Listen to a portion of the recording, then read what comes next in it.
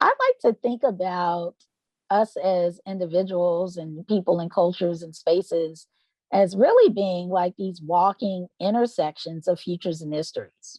We recently sat down with author Ytasha Womack to ask about the influences of ancient Egyptian cultures in her upcoming graphic novel, Blak Kube, a work that draws heavily on Afrofuturism and the Black Speculative Arts Movement, broad categories that employ science fiction, fantasy, and horror to explore themes of the African diaspora.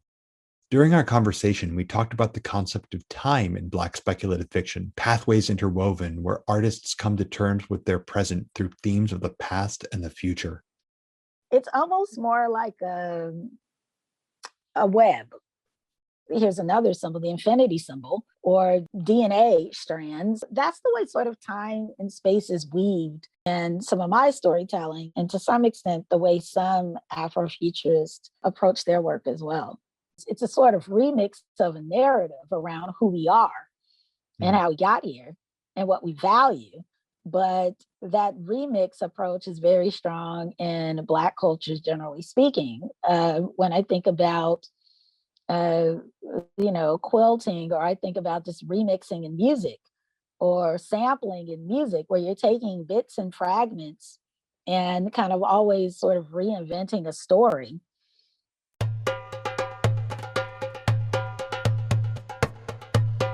Welcome to the OI podcast. I'm your host, Steve Townsend, and I thought it had to be a hoax. It had to be a hoax. It must have been scary for people.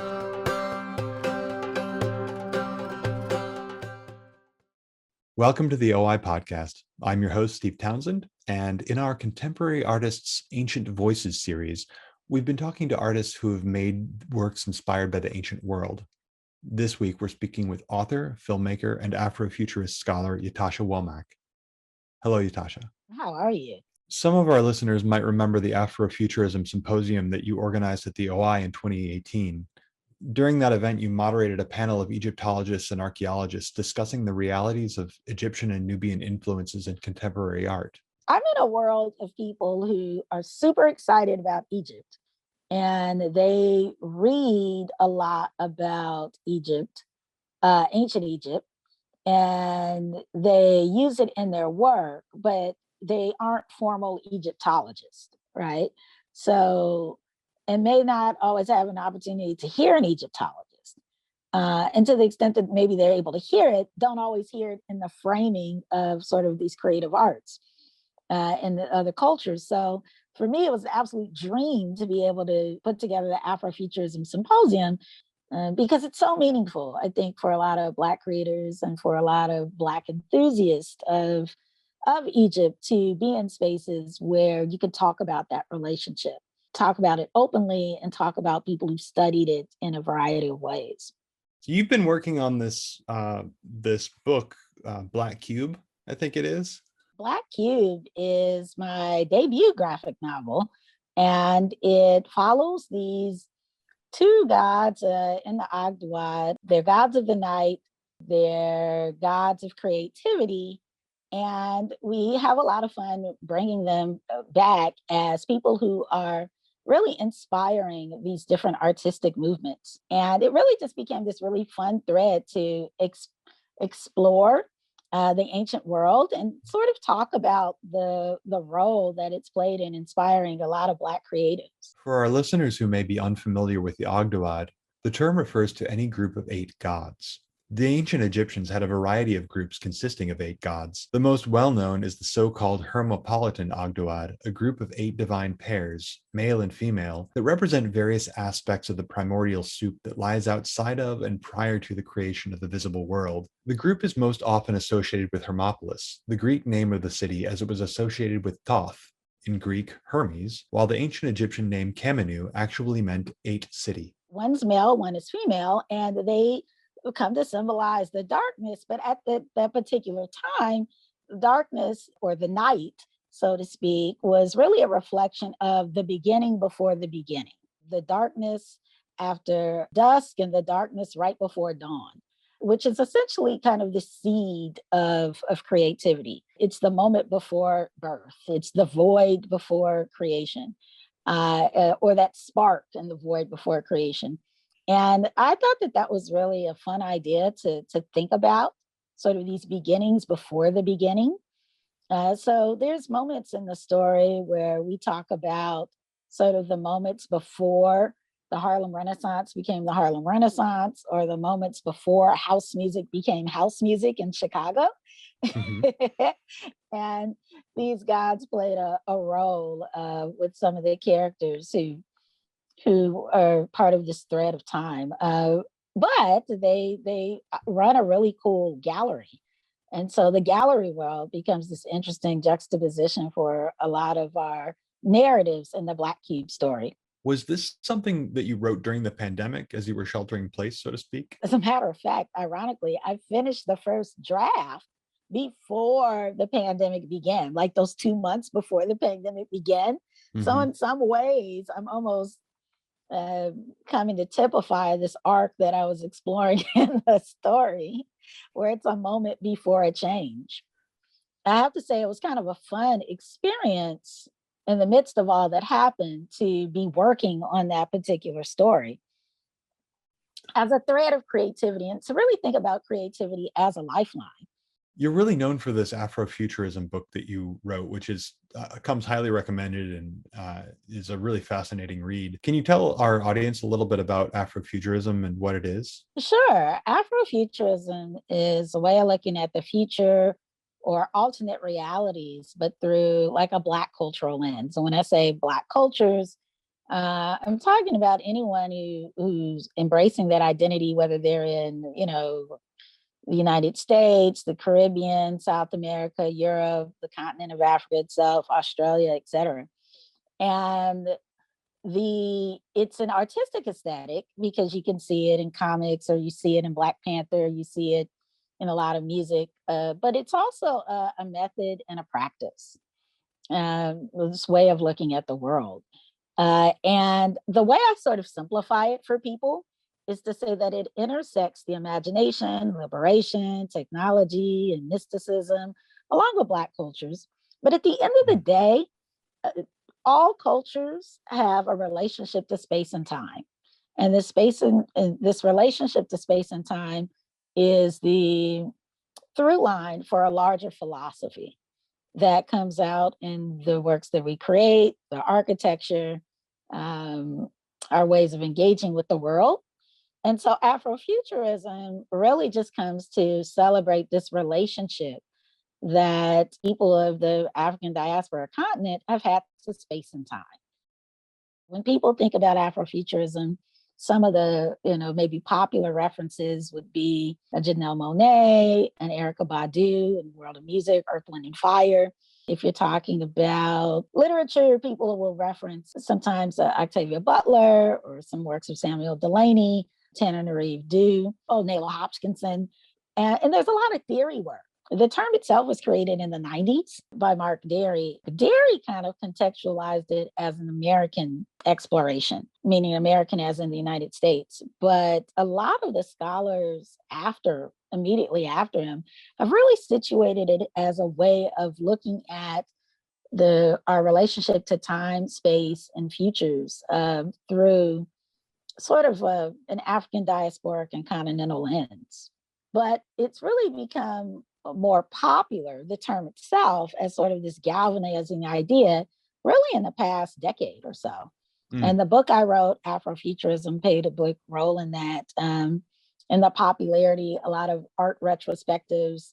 The Studio Museum of Harlem did an art retrospective the tail end of 2013, around the time my book was coming out. And there's some other anthologies and it's creates sort of this synergy where people were really talking about the ideas in Afrofuturism as Afrofuturism. But that said, you can point to artists who've been exploring this relationship between imagination, technology, mysticism, and so forth in Black cultures, for a very, very long time.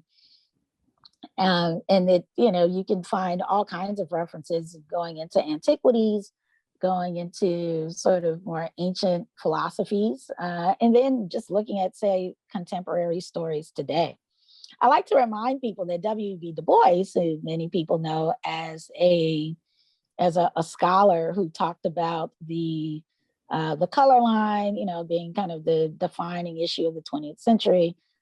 He was one of the pioneers of sociology, certainly in helping to frame conversations around Black people. But he also wrote speculative fiction. He wrote some sci-fi. I That did not know was, that. yes. Well, he had one story rather, called The Comet, that was featured in an anthology, a sci-fi anthology called Dark Matter, around the year 2000. And since then, this particular, short story, which had been featured in one of his older collections, since that point, when that book was put together, the story was like people saw it and framed it as science fiction. Some people could say, okay, I hear what you're saying about Afrofuturism, but what is this, just Black people in space? Is that the gist? And I think it's important for people to see that what makes Afrofuturism a little different from other takes on sci-fi or other futurisms is that it recognizes the value of intuition through this concept of the divine feminine, where intuition and the realm of the emotions is as valid as the intellect. And it also it's a reminder that time, the future, past, and present can very much function as one. And that's a big theme in a lot of the writing, the works, the artworks that are described as Afrofuturist. And then in addition to that, it acknowledges that, all technologies are not signs of progress, with race and that particular categorization system being a reminder of a type of technology, which gets really interesting. And so all of these things, I think, are something that make, it's Afrofuturism recognizes that mysticism and technology can be flip sides of the same coin.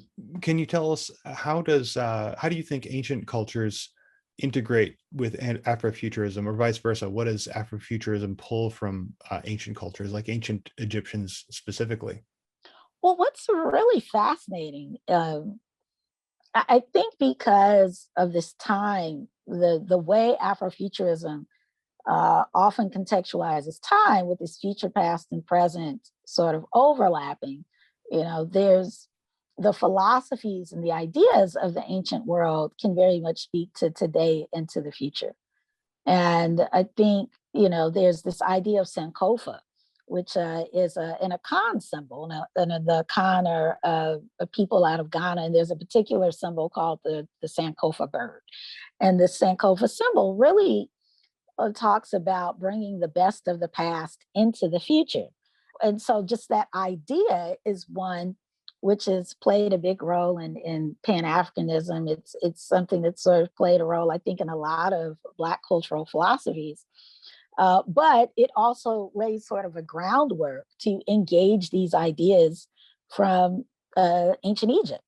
Mm-hmm. So, I grew up very much as a person who my engagement with Black histories, or just learning about cultural history, and it sort of ran in tandem with having a relationship with Egypt, for example.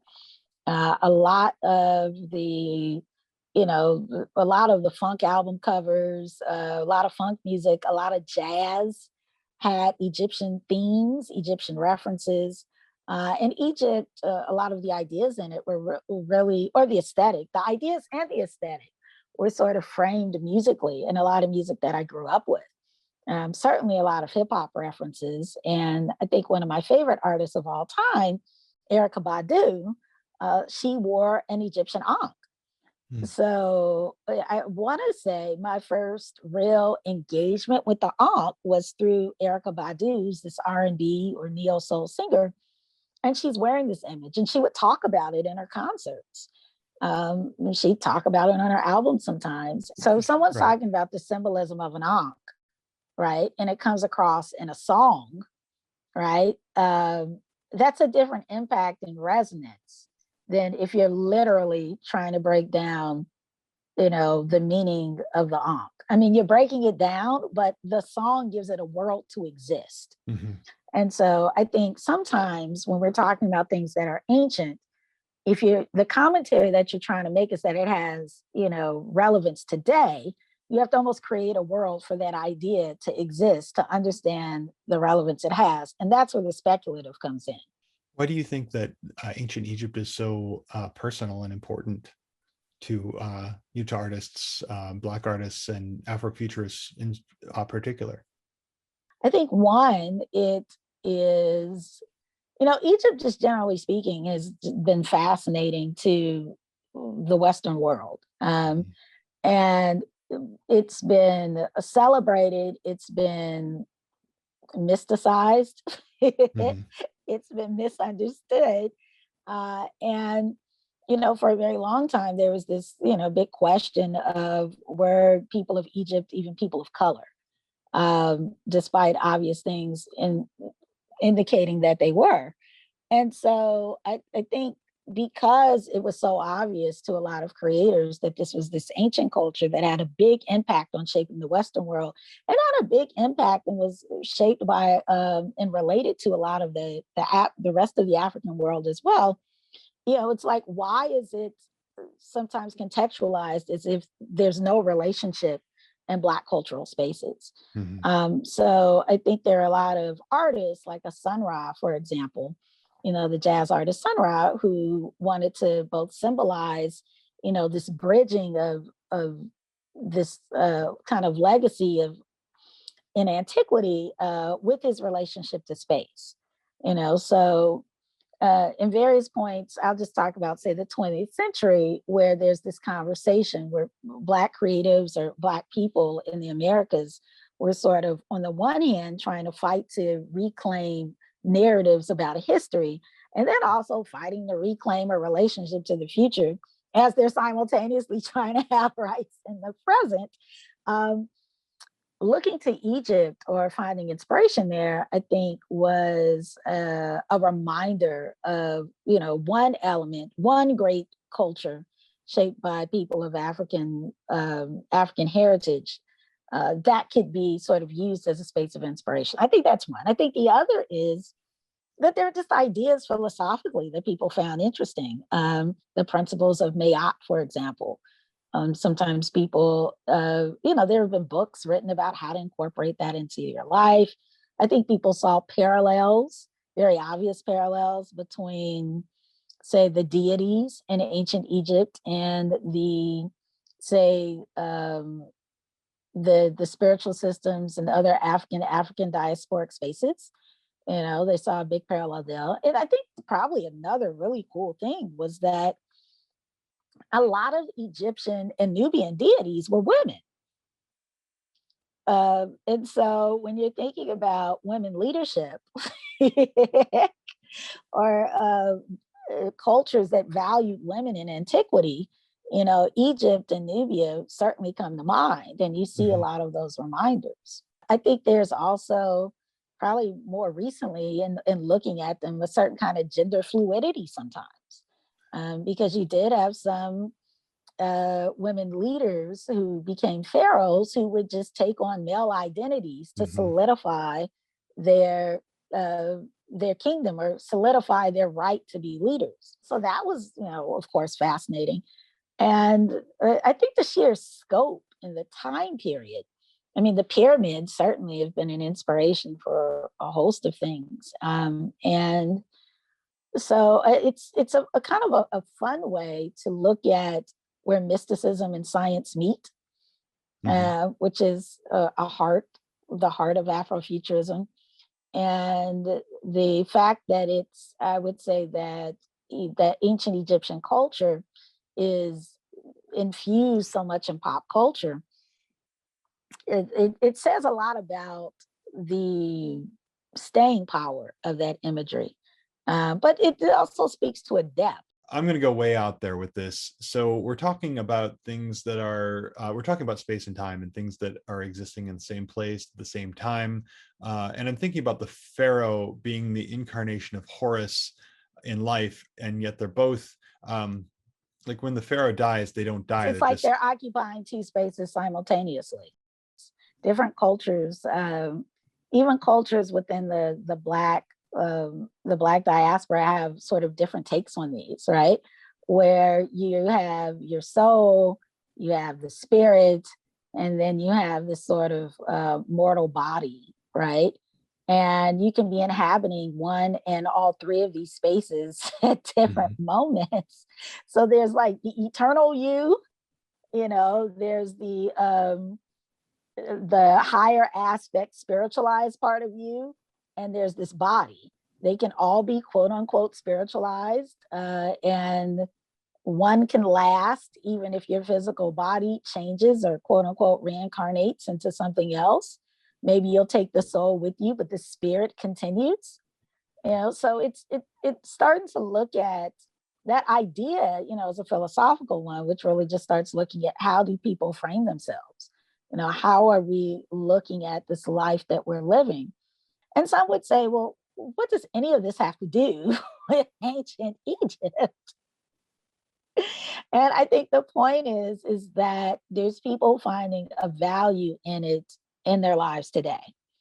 So they're not just looking at ancient Egypt as this thing far off in the past, and you know, dust it off. You know, you're dusting off artifacts to try to get a picture of this world. That's a part of it. But another part is that there's other people who these stories and these histories and the narratives about these gods and goddesses play a big role in who they are today. So, Yatasha, in what kind of do you feel any responsibility to inform the audience that this is, you know, based on history, or that it's partly speculative, or that it's all speculative? You know, using these elements of mythology in like contemporary works. It's interesting because I feel a sense of history, a sense of responsibility to history because I love history, right? I'm like, as much as I talk about the future, I'm a complete history buff. And so if I'm talking about a historical moment, I like to really give it its framing. And now what's interesting though, at least for me, when I'm working with the ideas of ancient Egypt, or when I say I'm talking about these particular gods who are featured in Blak Kube, I can say, you know, I talk about the history of how they were perceived, right?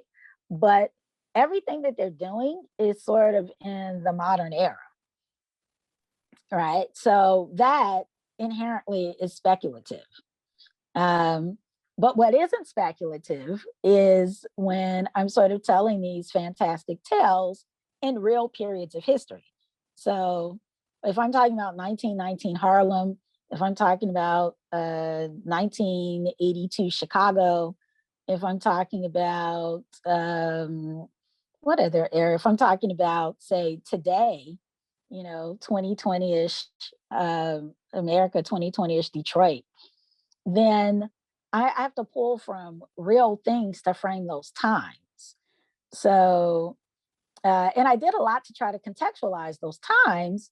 And yet I'm taking these gods and goddesses who are quite ancient and putting them in this time, but they're contemporary figures. When people read Blak Kube, what do you hope that they take with them from ancient Egyptian culture? What do you hope that they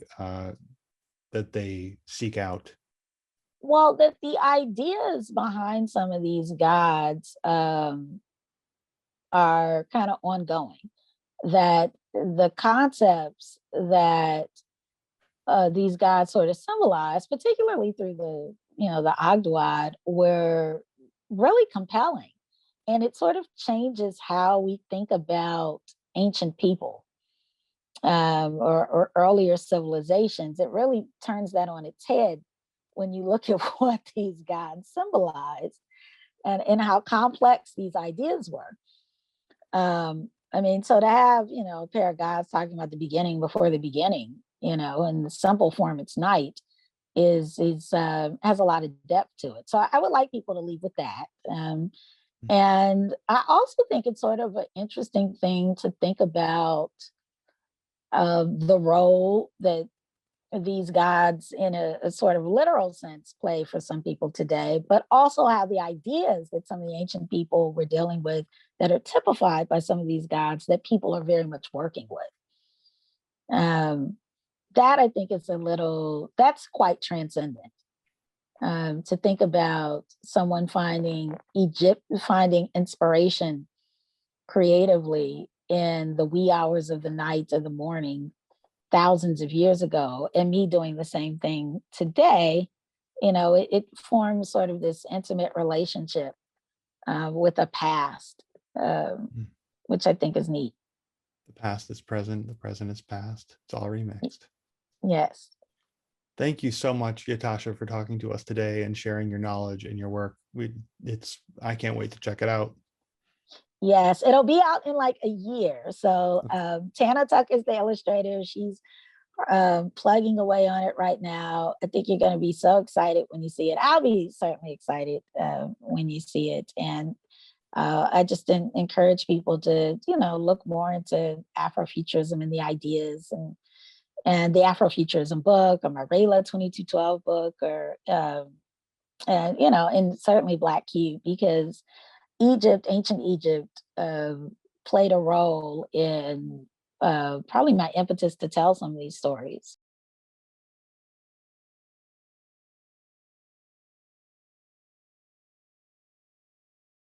For over 100 years, the OI has been a leading research center for the study of ancient Middle Eastern civilizations. Join us in uncovering the past and learn about the beginnings of our lives as humans together. Become a member by visiting oi.uchicago.edu/member.